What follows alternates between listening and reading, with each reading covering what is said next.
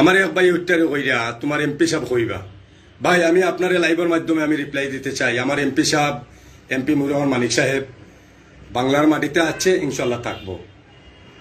এই দেশ থেকে আওয়ামী লীগ কর্মী, আওয়ামী লীগ এমপি থেকে লাগে মন্ত্রী পর্যন্ত অনেক নেতা কর্মী দেশ থেকে পলাতক হয়ে চলে গেছেন, কিন্তু আমাদের গৌরব, আমাদের অহংকার, চাতক দ্বারার জনগণের অহংকার, চাতক দ্বারা জনগণের গৌরব।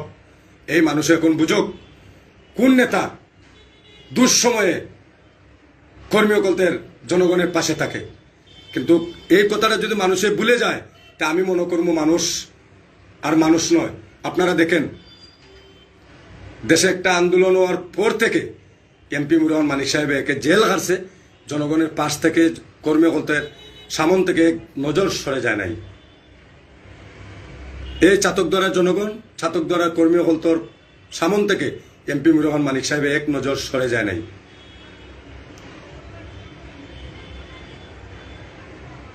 এম এ মান্নান সাহেবেও জনগণের পাশ থেকে এক নজর সরে যায় নাই। আমি কেন এই কথাটা বললাম? আমার এক ভাই আমাকে, আমার মেসেঞ্জারে ফোন দিয়ে আমাকে বলে, তোমার বোমা মানিক কোথায় গেল? ভাই, বোমা মানিক আসলে আমাদের ছাতক দ্বারার গৌরব। এই বোমা মানিককে সংসদেও একবার কাঁপিয়ে দেয়। সংসদে যে সময় চেয়ারে উঠে বক্তৃতা, সংসদেও কাঁপে।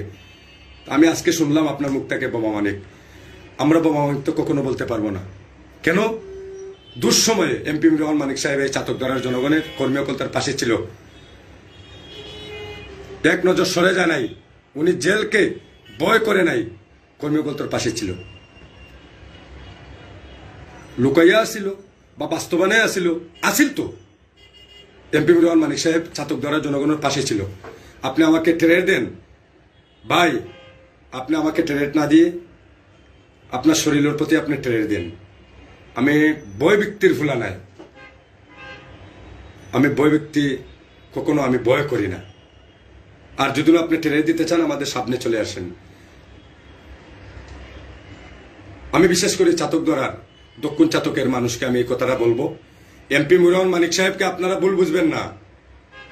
এমপি মুরহমান মানিক যদি স্বার্থপর থাকতো, এমপি মুরহমান মানিক যদি স্বার্থপর হইতো, তা আমরা এই দুঃসময়ে রাস্তায় নামিয়ে সেও লন্ডনে চলে যাইত বা বিভিন্ন দেশে চলে যাইত।